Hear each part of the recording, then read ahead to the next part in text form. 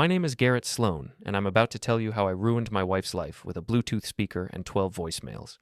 But first, let me explain how we got there. You're so insecure, Bianca laughed when I asked about Miles Eckert for the third time that week. She was standing in our marble-countered kitchen, designer coffee mug in one hand, phone in the other, looking like she'd stepped out of a real estate magazine, which, considering her profession, wasn't far from the truth. I'm not insecure, I said, watching her scroll through messages. I'm observant. There's a difference. Is there? She didn't look up from her phone. Because asking about my business partner every single day sounds pretty insecure to me. Miles Eckert.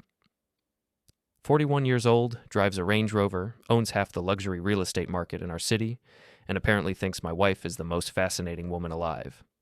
I'd noticed things. Little things. The way Bianca's phone buzzed at odd hours. The way she smiled when reading certain messages. The way she'd started working late 3 nights a week, always with Miles. I'm just trying to understand why you need to meet with him so often, I said. Bianca finally looked at me, and her expression was pure condescension. Garrett, honey, this is how business works. Miles and I are partners. We have clients, deals, meetings. Just because you work alone in your little computer cave doesn't mean everyone else does. My little computer cave. That's what she called my home office, where I ran my IT security consulting business. The same business that paid for this house, her car, and her designer everything. Right, I said. Business. God, you're paranoid. She grabbed her purse and keys. I'm meeting Tara and Leanne for brunch. Try not to imagine conspiracies while I'm gone. After she left, I sat in my kitchen and stared at the empty coffee mug she'd abandoned. Paranoid. Insecure. These were her new favorite words for me. 2 hours later, I was proven right about the brunch. Tara called me. Garrett, sweetie. Tara's voice dripped false concern through the phone. Bianca told us you've been having some trust issues. Trust issues. That's what we were calling it now. She's worried about you, Tara continued. All these questions about Miles. It's not healthy. Thanks for the relationship advice, Tara. I'm serious. You need to work on your insecurity. Bianca is gorgeous and successful. Of course, men are going to be attracted to her. That doesn't mean she's doing anything wrong. After I hung up, Leanne texted me. Maybe talk to someone? Jealousy can destroy a marriage. Then Lucy called. Bianca says you're obsessing over her work. That's not normal, Garrett. By evening, I'd heard from all of Bianca's friends. The message was clear. I was the problem. I was insecure, paranoid, jealous. Poor Bianca, stuck with a husband who didn't trust her. When Bianca came home that night, she was glowing with righteous indignation. I can't believe you, she said, dropping her purse on the counter. My friends are worried about me. They think you're becoming controlling. Controlling? Questioning my every move, demanding to know who I'm with? That's controlling behavior, Garrett. I watched her face as she spoke. She believed every word. In her mind, I was the villain of this story. Maybe you're right, I said. She blinked, surprised. What? Maybe I am being insecure. I should trust you more. Her expression softened. Oh, honey, I'm glad you can admit that. It's the first step. That night, she went to bed early. I stayed up, sitting in my office, thinking about trust and insecurity and the way she smiled at her phone. At 11:47 p.m., her phone buzzed on the nightstand. Then again at 12:23 a.m., and again at 12:45 a.m. I'd known Bianca's phone password for 3 years. She'd given it to me herself, back when we trusted each other completely, back when she wasn't getting mysterious late-night messages. The first voicemail was from Miles. Hey, beautiful. His voice was low, intimate. Just wanted to hear your voice before bed. Can't stop thinking about this afternoon. The way you looked at me when we were alone in the conference room. I wanted to touch you so badly. My hands were shaking as I played the second message. Bianca, it's me again. I know you're probably asleep next to him, but I can't help myself. I keep replaying what you said about wanting more excitement in your life. I want to give you that excitement. I want to give you everything he can't. The third message was more explicit. Details about what he wanted to do to her, where he wanted to take her, how he'd been fantasizing about her. There were 12 messages total. 12 detailed, romantic, explicit voicemails from Miles Eckert to my wife, all saved in her voicemail folder, all time-stamped over the past 2 months. I sat in the dark, listening to another man describe his desire for my wife in words that made my stomach turn. But what made it worse was the realization that she'd saved every single message. She wasn't just cheating, she was treasuring it. The last message was from 3 days ago. Can't wait for Saturday night, princess. I know it's your husband's birthday party, but all I'll be thinking about is getting you alone afterward. Wear that blue dress I love. Saturday night. That was tomorrow, my birthday party. I looked at the phone in my hands, then at my sleeping wife. Insecure, she'd called me. Paranoid. Her friends agreed. Well, maybe they were right. Maybe I was insecure, but I was also right about Miles. And tomorrow night, at my birthday party, I was going to prove it. Saturday morning arrived with the kind of artificial cheer that only comes from pretending everything is normal when your world has just collapsed. Happy birthday, honey. Bianca bounced into the kitchen wearing a silk robe and a smile that would have fooled me a week ago. Now I could see the calculation behind it. Thanks, I said, not looking up from my laptop. Are you excited about tonight? I've planned everything perfectly. The caterers, the bartender, the music setup in the backyard. She kissed the top of my head. It's going to be amazing. Amazing. That was one word for it. I actually wanted to handle the music myself, I said. What? Why? It's my birthday. I want to play songs I actually like. She frowned. But I already arranged for the DJ to handle everything through the Bluetooth system. Cancel the DJ. I'll make a playlist. Garrett, that's ridiculous. You'll be busy with guests. Let the professionals handle it. No, I looked at her directly. I want to control the music tonight. It's important to me. She studied my face, probably trying to figure out if this was more insecure behavior. Finally, she shrugged. Fine, but if the music is terrible, don't blame me. After she left to run errands, I got to work. First, I copied all 12 voicemails from her phone to my computer. Then I created a folder on my desktop labeled Birthday Playlist. Inside, I arranged the audio files in chronological order, starting with Miles's first tentative message and building to his most explicit declarations. My phone rang. Ruben, my neighbor and closest friend. Birthday boy, you ready for tonight? More than ready. Bianca's been bragging to the whole neighborhood about this party. Says she's invited everyone who matters. Everyone who matters. That included Tara, Leanne, and Lucy, the same friends who'd spent the week telling me how insecure and paranoid I was. Should be memorable, I said. You sound weird, man. Everything okay? Everything's perfect, Ruben. For the first time in months, everything is exactly as it should be. By evening, our backyard had been transformed. White lights strung between the trees, round tables with crisp linens, a full bar set up near the deck, and in the center of it all, the Bluetooth speaker system connected to my phone. Guests started arriving at 7. Bianca played the perfect hostess, floating between groups in her blue dress, the same blue dress Miles had mentioned in his voicemail. She looked stunning, and she knew it. Garrett! Tara approached with Leanne and Lucy flanking her like backup singers. Happy birthday! You look so much more relaxed than last week. I feel great, I said. Really great. See? Leanne nudged me. I told you that jealousy was just in your head. You were absolutely right, I agreed. It was all in my head.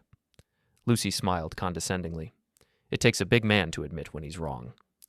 Miles arrived at 8:30, fashionably late and perfectly groomed. He made a show of shaking my hand and wishing me happy birthday, but his eyes were on Bianca.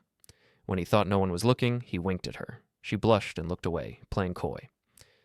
I watched this performance from across the yard, my phone heavy in my pocket. By 9 o'clock, everyone was sufficiently relaxed. The bartender had done his job well. Conversations were louder, laughter came easier, and inhibitions were lowered just enough. Perfect. I walked to the center of the yard and tapped my glass with a fork. The conversations gradually died down. Everyone, can I have your attention, please? 40 faces turned toward me. Bianca beamed proudly from near the bar, Miles standing just a little too close to her. I want to thank you all for coming tonight.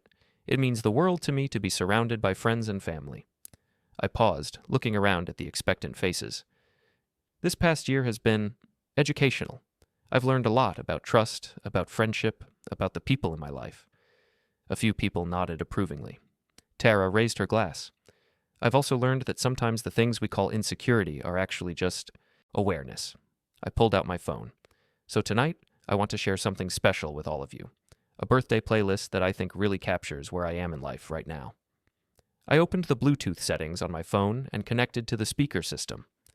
This first song is dedicated to my beautiful wife, Bianca, and her business partner, Miles. It's something that really speaks to their professional relationship. I hit play on the first voicemail. Miles's voice filled the backyard, crystal clear through the premium sound system. Hey, beautiful, just wanted to hear your voice before bed. Can't stop thinking about this afternoon. The way you looked at me when we were alone in the conference room. I wanted to touch you so badly." The reaction was immediate and devastating. Conversation stopped mid-sentence. Drinks paused halfway to lips. Every eye in the yard darted between me, Bianca, and Miles. Bianca went white, then red, then white again.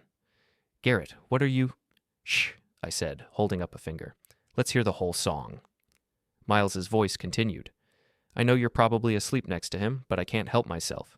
I keep replaying what you said about wanting more excitement in your life. I want to give you that excitement. I want to give you everything he can't." Someone gasped. I think it was Leanne. Miles lunged toward the speaker, but I stepped in his way. "It's my birthday party, Miles, my playlist." "Turn it off," Bianca shrieked, pushing through the crowd. But the first message was ending, and the second one was starting. This one was more detailed, more intimate, Miles describing specific things he wanted to do to my wife, specific places he wanted to take her. Bianca reached the speaker and frantically tried to disconnect it, but I'd disabled the manual controls earlier. The only way to stop the music was through my phone, and I wasn't about to do that. "How do you turn this thing off?" she screamed, pulling at cords. The third voicemail started playing. This one included details about their afternoon meetings, the hotel they'd been to, the things Bianca had said about our marriage. That's when the real chaos started. Tara threw her champagne glass at Bianca. "You lying witch! You told us he was paranoid." Leanne slapped Miles across the face. "You're married. How could you do this to Jennifer?"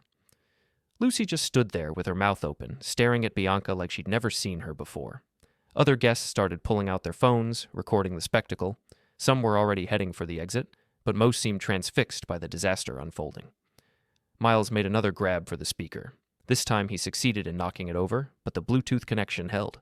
His voice kept pouring out, now describing how much better Bianca was than his own wife, how he'd been planning to leave Jennifer for her. "Please," Bianca was crying now, mascara streaming down her face. "Please stop this." "Stop what?" I asked innocently. "It's just music."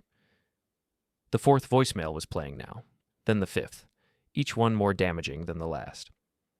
By the time the sixth message started, the one where Miles talked about the weekend they'd spent together while I was visiting my parents, the backyard was in complete chaos. Guests were shouting, crying, recording, leaving. The caterers had stopped serving and were just standing there watching the show. Bianca collapsed into a chair, sobbing hysterically. Miles had given up trying to stop the speaker and was now attempting damage control, trying to explain to anyone who would listen that the messages were taken out of context. But there was no context that could save them. The voicemails were too detailed, too intimate, too obviously real. When the playlist finally ended, all 12 messages played in their entirety, the backyard was nearly empty.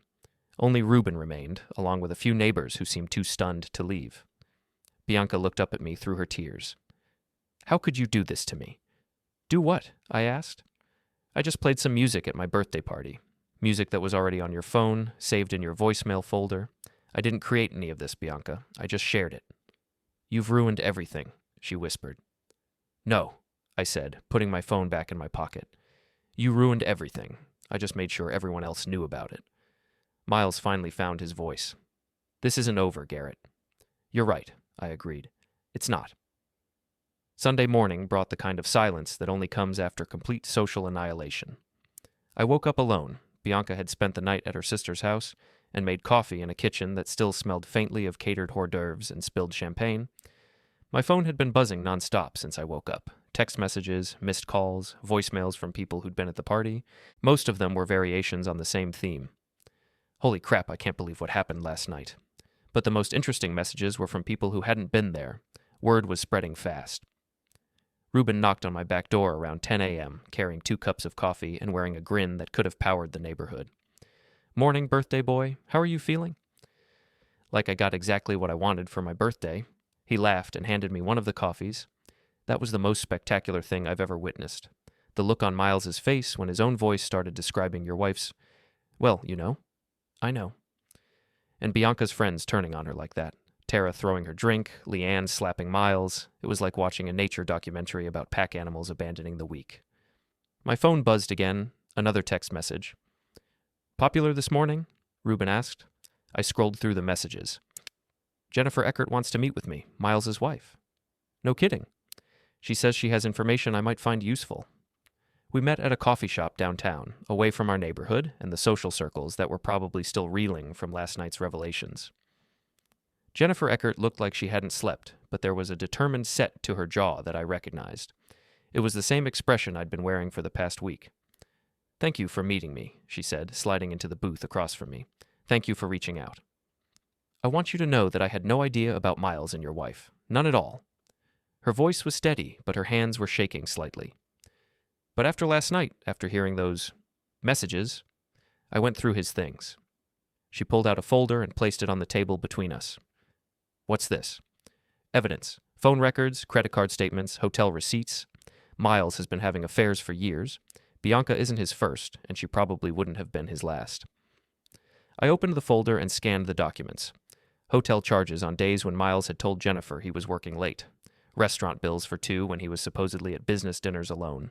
Phone records showing hundreds of calls and texts to numbers Jennifer didn't recognize. "Why are you showing me this?" "Because I want him to lose everything," she said simply.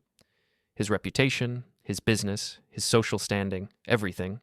And I think you want the same thing for your wife." She was right. "What did you have in mind?" Miles built his career on his image, the successful family man, the trustworthy business partner, the pillar of the community. If that image gets destroyed, his business goes with it. Exactly, and Bianca's career is tied to his. If Miles falls, she falls with him. We spent the next hour planning. Jennifer had access to Miles's business accounts, his client lists, his professional contacts. She knew which deals were pending, which clients valued discretion above all else, which business relationships were built on personal trust. "There's something else," she said as we prepared to leave. "Miles has been skimming money from their shared accounts, moving funds to personal investments that Bianca doesn't know about. If someone were to alert the real estate commission, that would trigger an investigation. And investigations tend to uncover all sorts of interesting information." By Monday morning, the social destruction was already well underway. Bianca's phone calls were going unanswered. Her text messages were being ignored. The friends who had spent years orbiting around her like satellites had suddenly found other suns to revolve around. Tara, who had been Bianca's closest confidant, was now actively working against her. She'd started a group chat with all of Bianca's former friends, sharing every embarrassing secret, every petty grievance, every moment of vulnerability that Bianca had ever shared in confidence. "Did you know she's had 3 nose jobs?" Tara's message read. "She told everyone it was just one, but I saw the medical bills. And remember when she claimed that listing sold for $2 million? I checked the public records. It was 1.6. This from Lucy. "She's been lying about her age too. She's actually 37, not 35. Leanne's contribution. The group chat had grown from 3 members to over 20. Screenshots were being shared on social media. Bianca's carefully constructed image was being dismantled piece by the very people who had helped her build it. Miles was faring even worse. The video of him getting confronted at the gym had gone viral locally. Someone had recognized him from the party and followed him to his usual workout spot, where they had played one of his voicemails over the gym sound system. The footage showed Miles, red-faced and furious, trying to explain himself to a crowd of amused gym-goers, while his own voice described intimate details about his affair with Bianca. When he'd finally stormed out, someone had tied a sign to his Range Rover. "Ask me about birthday playlists." But the real damage was happening behind the scenes. Jennifer had been busy. On Tuesday, Miles received a call from the State Real Estate Commission. Someone had filed a complaint alleging financial improprieties in his business dealings. The investigation would be thorough and very public. On Wednesday, 3 of his biggest clients canceled their contracts. Apparently, they'd received anonymous packages containing copies of the voicemails, along with documentation of Miles's pattern of infidelity and questionable business practices. By Thursday, Miles and Bianca's real estate agency was hemorrhaging clients and facing a formal investigation. The local business journal ran a story about the birthday party scandal that was causing shockwaves in the luxury real estate market. Bianca finally came home Thursday night, looking like she'd aged 5 years in 5 days. "We need to talk," she said. "Do we?" "Garrett, please. This has gone too far. People are saying terrible things about me. My career is ruined. I've lost all my friends." "Have you?" "You know I have. And for what? Because I made a mistake?" I looked at her standing in our living room, still beautiful, but somehow diminished. The confidence that had always been her defining characteristic was gone, replaced by something desperate and pleading. "A mistake," I repeated. "Is that what we're calling it? I never meant for it to happen. Miles pursued me, and I was lonely, and you were always working, and you saved every voicemail he left you." She flinched. "I don't know why I did that. I do. You saved them because you treasured them, because hearing another man tell you how much he wanted you was more important than the marriage you were destroying. That's not true. Then why didn't you delete them? Why didn't you tell him to stop calling? Why didn't you end it before it started? She didn't have an answer for that. I filed for divorce this morning, I said. The words hit her like a physical blow. She actually staggered backward. Garrett, no. We can work through this. We can go to counseling. We can't do anything. There is no we anymore. There's just you and Miles and the consequences of your choices. Please don't do this. I love you. No, you don't. You love the idea of me, the security, the stability, the nice house, and the comfortable life, but you don't love me enough to be faithful to me. She started crying then, the same kind of desperate tears she'd shed at the party, but I felt nothing watching them fall. Where will I go? What will I do? My career is over. My friends won't talk to me, and now you're leaving me too? You'll figure it out. You're a survivor, Bianca. You always have been. I can't survive this alone. You won't be alone. You'll have Miles, assuming he doesn't go to prison for embezzlement. Her face went white. What are you talking about? You really should pay more attention to your business partner's financial activities. The state investigation is turning up some very interesting discrepancies in your shared accounts. You did this. You're behind all of it. I'm behind the birthday playlist. Everything else is just the natural consequence of your actions catching up with you. She left that night and didn't come back. I heard through Reuben that she was staying with her sister, who was apparently less than thrilled about the arrangement. Miles, meanwhile, had been evicted from his apartment after Jennifer cleaned out their joint accounts and filed for divorce. He was living in a motel on the outskirts of town, driving a 10-year-old Honda because his Range Rover had been repossessed. The investigation into their business practices was expanding. What had started as a simple complaint about financial improprieties had uncovered a pattern of questionable dealings going back years. False appraisals, inflated commissions, client funds used for personal expenses. By Friday, both Miles and Bianca had been suspended from practicing real estate pending the outcome of the investigation. I was in my office that evening, actually getting some work done for the first time in weeks, when my phone rang. Garrett, it was Bianca, and she sounded different, smaller somehow. What do you want? I wanted you to know that I understand now. What I did to you, to us. I understand why you're angry. Do you? I threw away the best thing in my life for someone who didn't even care about me. Miles won't even take my calls now. He blames me for everything that's happened. And I'm sorry. I'm so sorry. Okay. Is that all you're going to say? What else is there to say, Bianca? You're sorry you got caught. You're sorry you're facing consequences. But are you sorry you did it in the first place? Are you sorry you chose to betray me every single day for months? Silence. That's what I thought. What happens now? Now you live with your choices, just like I'm living with mine. I hung up and went back to work. Outside, it was starting to rain. The divorce proceedings began the following Monday in a courthouse that smelled like floor wax and broken dreams.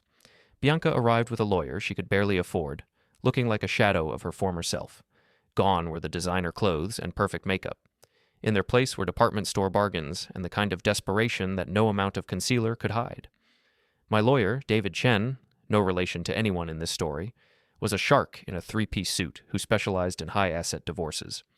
He'd reviewed the voicemails, the financial records Jennifer had provided, and the mounting evidence of Bianca's infidelity with the enthusiasm of a man who loved his work. This should be straightforward, he'd told me during our preparation meeting. Adultery, evidence of deception, financial impropriety through her business association with Miles. She has very little leverage. He was right. Bianca's lawyer tried to paint a picture of a lonely wife, driven to infidelity by a husband who was always working, never present, emotionally unavailable. It might have worked, if not for the voicemails. Your Honor, David said during his opening statement, we have 12 pieces of audio evidence that clearly demonstrate Mrs. Sloan's extended emotional and physical affair with her business partner. These messages, which she chose to save and preserve on her personal device, show a pattern of deception and betrayal that lasted for months. When they played the first voicemail in court, Bianca closed her eyes like she was trying to disappear. Miles's voice filled the courtroom, describing his desire for my wife in terms that made the court reporter blush. This isn't just evidence of adultery, David continued. This is evidence of a calculated decision to pursue and maintain an extramarital relationship while deceiving her husband about her activities and whereabouts.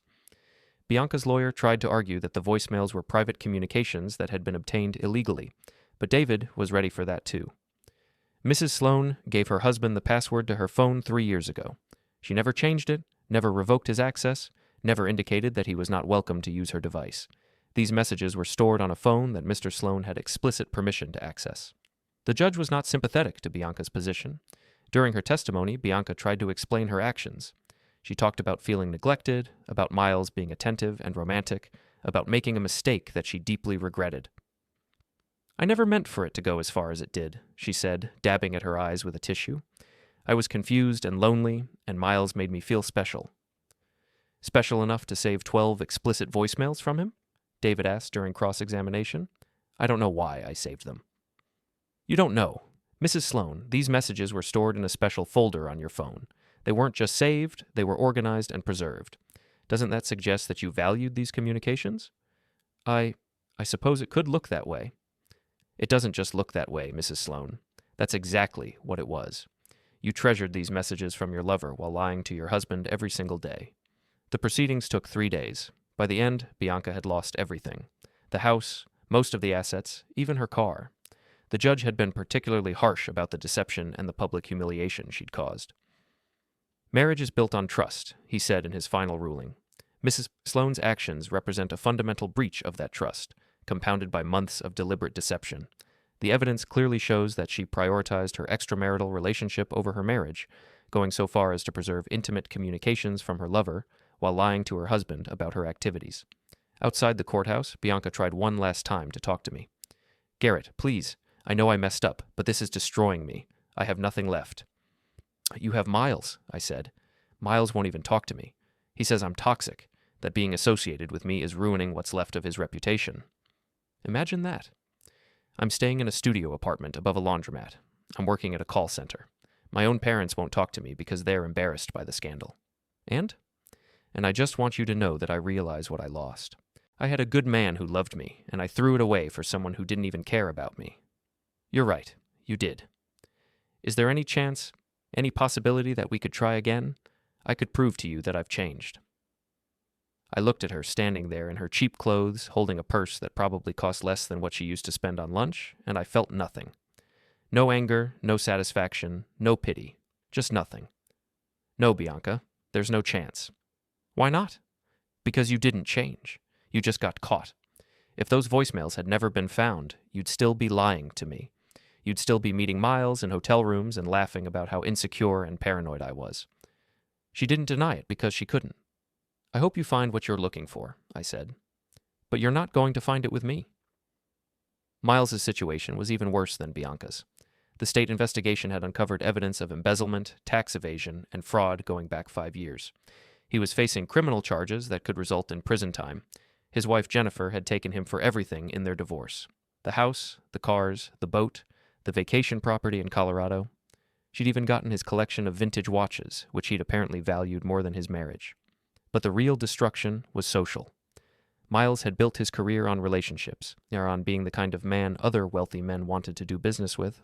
The scandal had destroyed that image completely.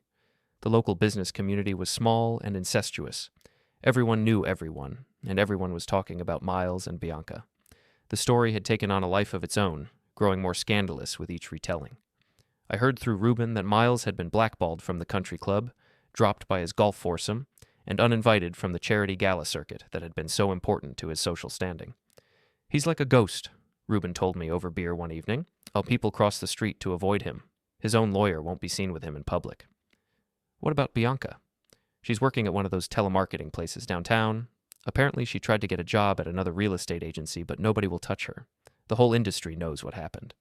"And they're not together?" "Are you kidding? Miles blames her for everything. Says she seduced him, that he was just a victim of her manipulation. She's been telling anyone who'll listen that he pursued her, that he promised to leave his wife for her." So they're turning on each other, like rats on a sinking ship. The irony wasn't lost on me. Bianca and Miles had destroyed their marriages for each other, and now they couldn't stand to be in the same room. A month after the divorce was finalized, I ran into Tara at the grocery store. She looked embarrassed when she saw me, which was a first. "Garrett, hi. How are you doing?" "I'm good, Tara. How are you?" Fine. Listen, I wanted to apologize for not believing you about Bianca and Miles. We all should have listened to you." "It's okay?" "No, it's not.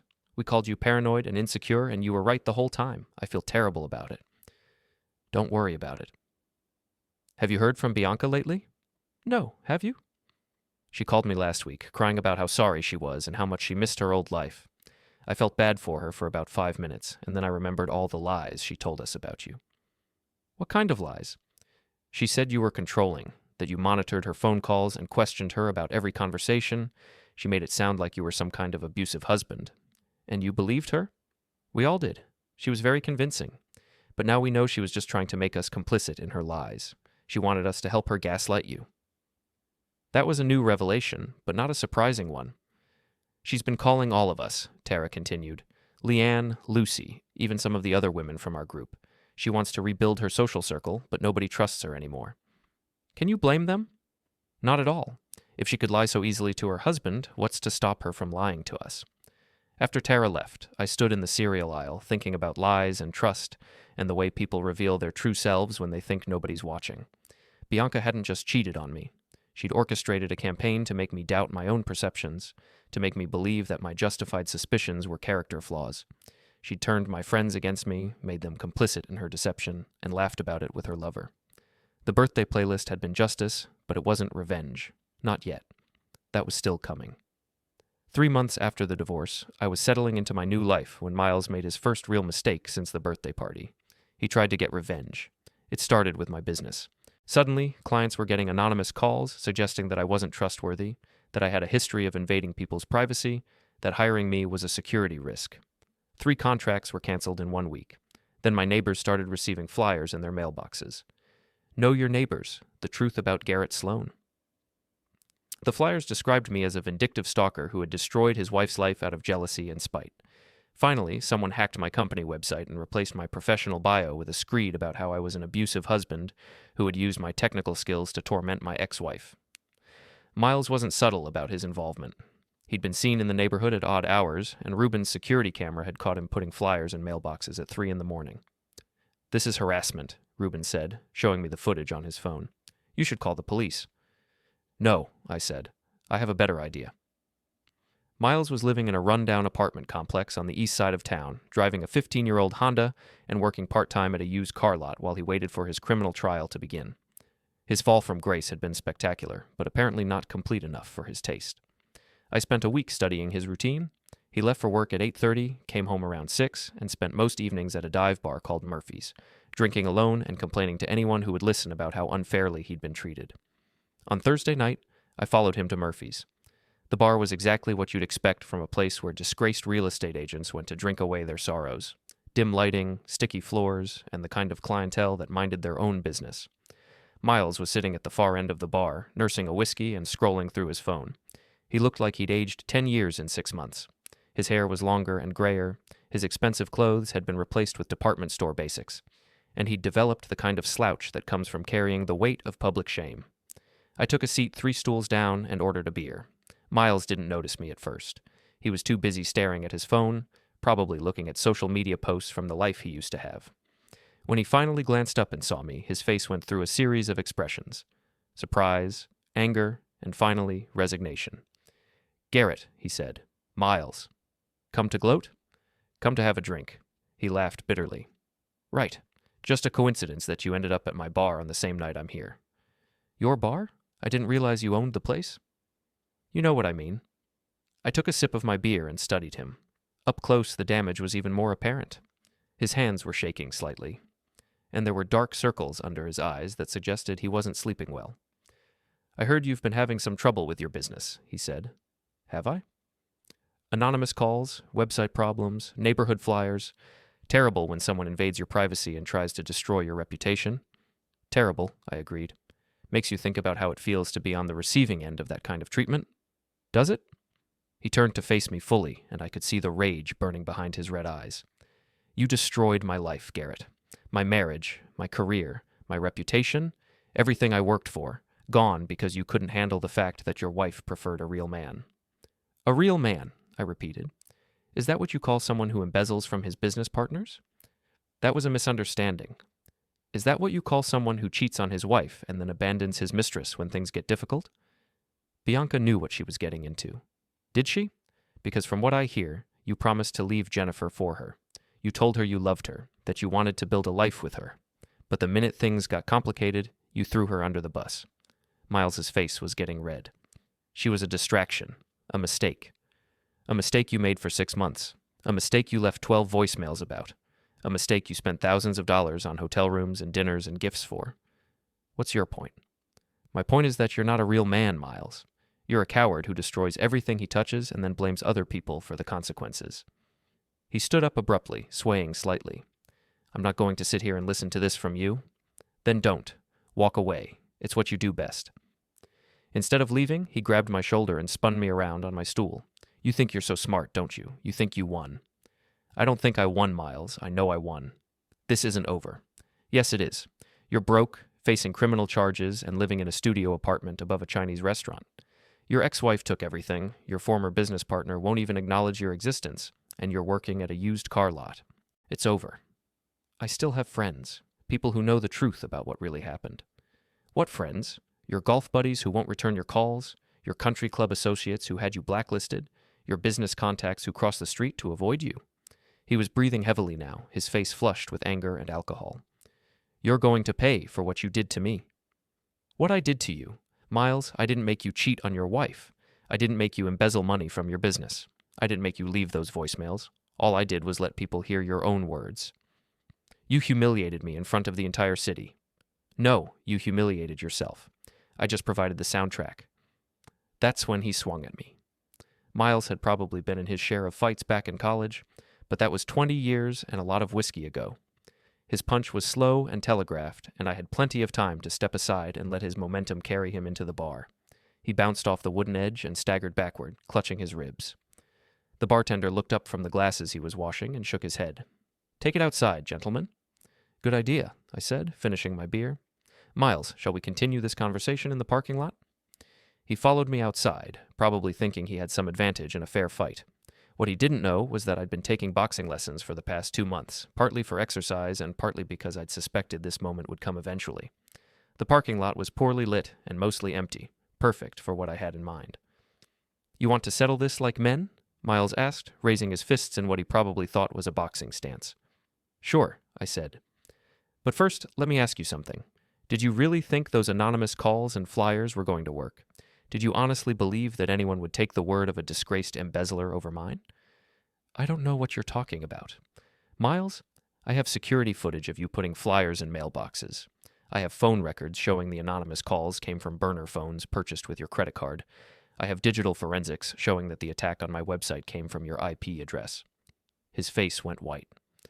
So here's what's going to happen, I continued. You're going to stop harassing me and my neighbors, you're going to stop making anonymous calls to my clients, and you're going to disappear from my life completely. Or what? Or I'll have you arrested for harassment and cybercrime, and given your current legal troubles, I don't think you can afford any additional charges. He lowered his fists, the fight going out of him as quickly as it had arrived. This is blackmail. No, this is consequences. You made a choice to come after me, and now you're learning that it was a bad choice. What about Bianca? Are you going to leave her alone too? Bianca made her own choices. She's living with the results, just like you are.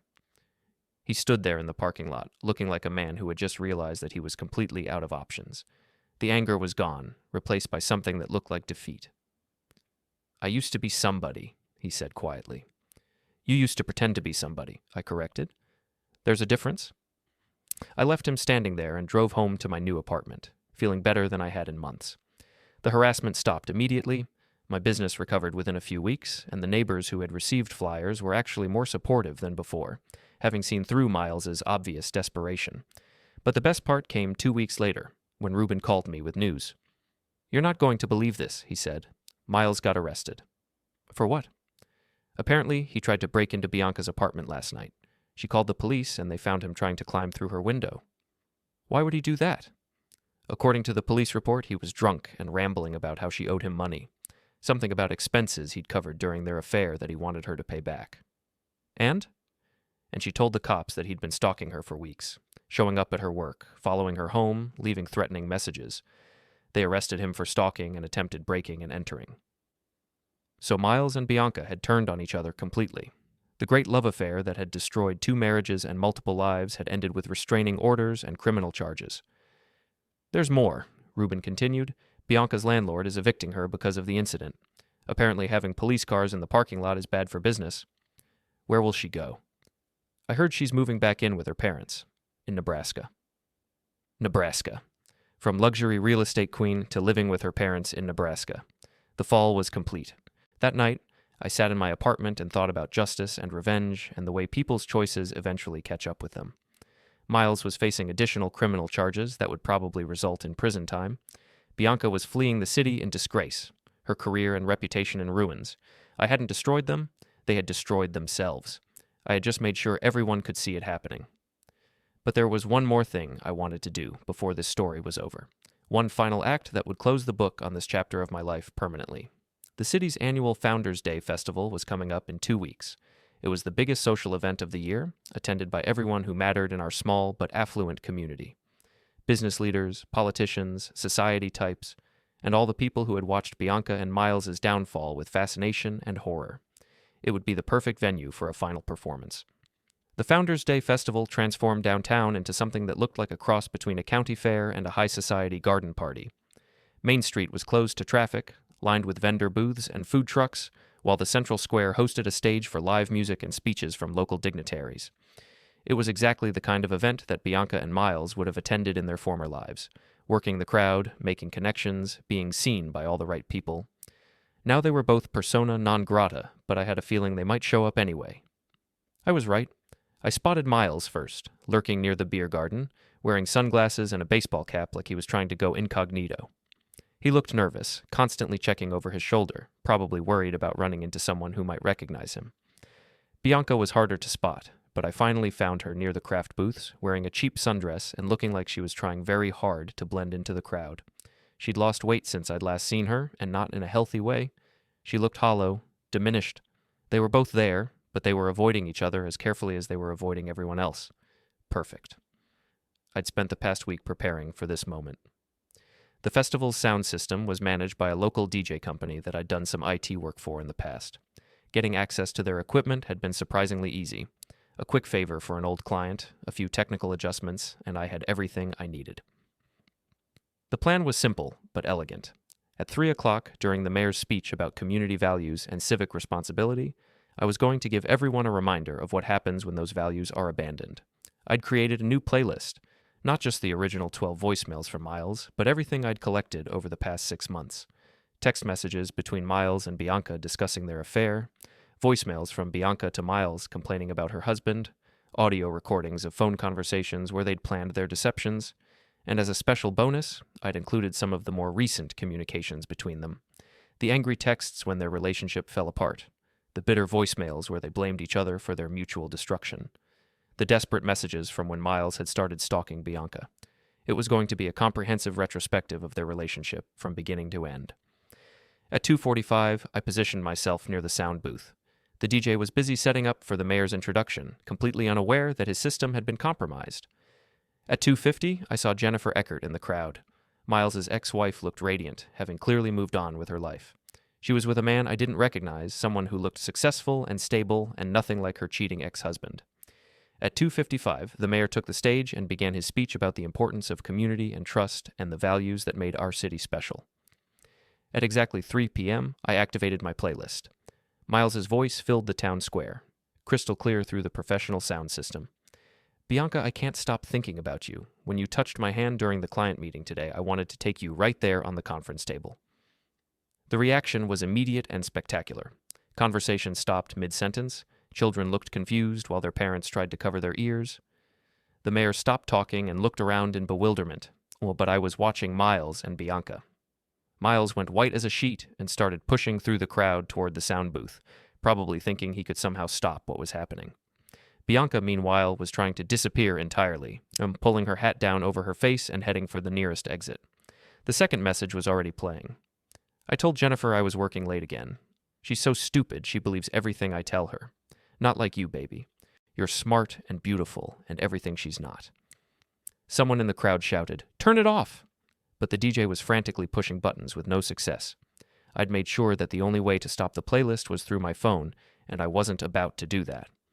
Miles reached the sound booth and started arguing with the DJ, gesticulating wildly while Bianca's voice came through the speakers.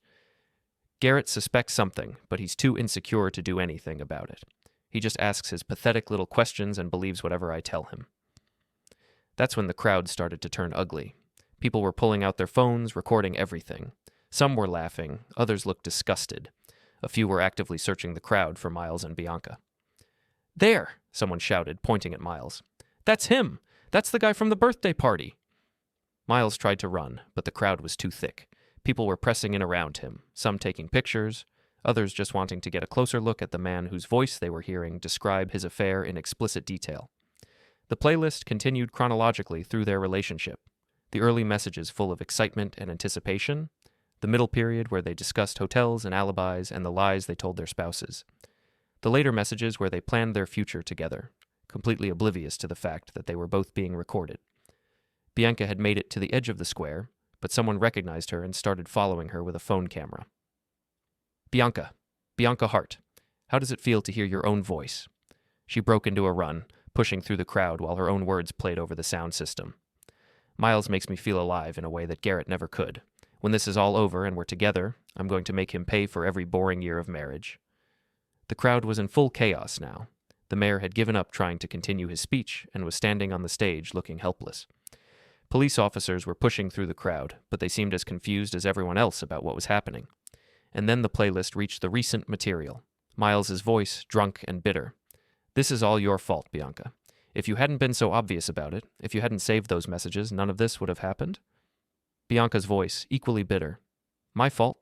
You're the one who left 12 voicemails describing every intimate detail. You're the one who got us caught." Miles. "I'm going to make you pay for destroying my life." Bianca. "Stay away from me, Miles. I mean it. If you come near me again, I'm calling the police." Miles. "You owe me money.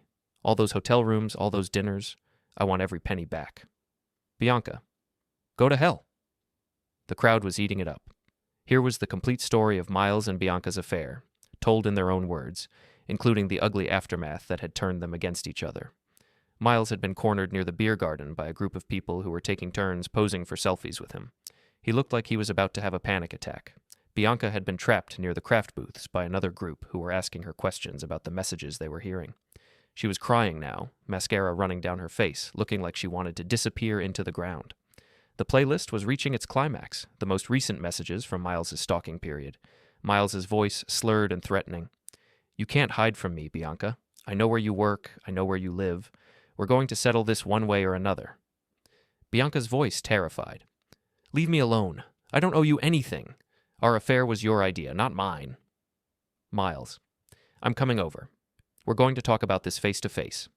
Bianca. "I'm calling the police if you come near my apartment." And finally, the sound of Miles trying to break into Bianca's apartment, captured on her phone as she called 911. "Please help me. There's a man trying to break into my apartment. It's my ex-lover and he's been stalking me." When the playlist finally ended, the town square was silent, except for the sound of phones recording and camera shutters clicking. Miles was sitting on the ground near the beer garden, his head in his hands, surrounded by a crowd of onlookers. Bianca had collapsed onto a bench, sobbing hysterically while people continued to film her breakdown. The police finally reached the sound booth and shut down the system, but it was too late. The damage was complete. I watched from across the square as both Miles and Bianca were led away by police officers, not under arrest, but for their own protection from the crowd that had turned them into a public spectacle. As they were being escorted out, Miles looked around desperately, and his eyes found mine across the crowd. For a moment, we stared at each other, and I saw in his face the complete understanding of what had just happened. He knew I was responsible. He knew this was the final act of the story that had begun with his first voicemail to my wife. I raised my phone slightly, just enough for him to see it, and smiled. Then I turned and walked away, leaving Miles and Bianca to face the consequences of their choices one last time. By evening, videos of the festival incident were trending on social media.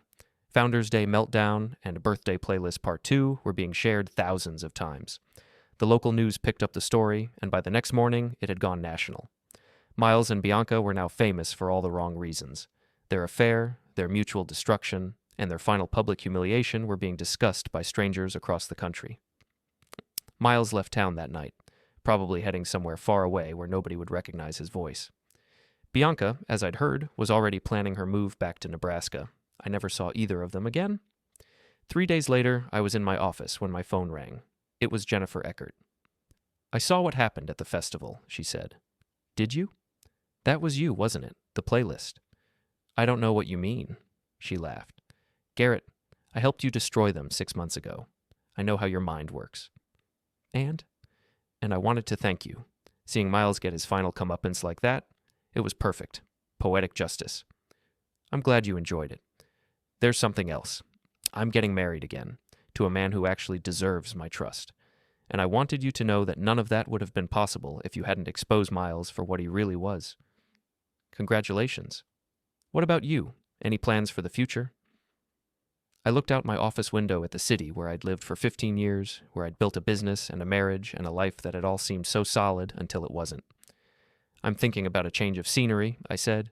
"Good for you. You deserve a fresh start." After she hung up, I sat in my office thinking about endings and beginnings and the way some stories conclude exactly as they should. Miles and Bianca had destroyed their marriages for each other, then destroyed each other when the consequences caught up with them. They'd lost everything: their careers, their reputations, their social standing, their self-respect, and in the end, they'd lost each other too. I hadn't murdered anyone. I hadn't committed any crimes. I hadn't even lied. All I'd done was make sure that the truth was heard by everyone who needed to hear it. Some people might call that revenge. I preferred to think of it as justice with a soundtrack. The insecure husband had turned out to be right about everything, and nobody was laughing anymore.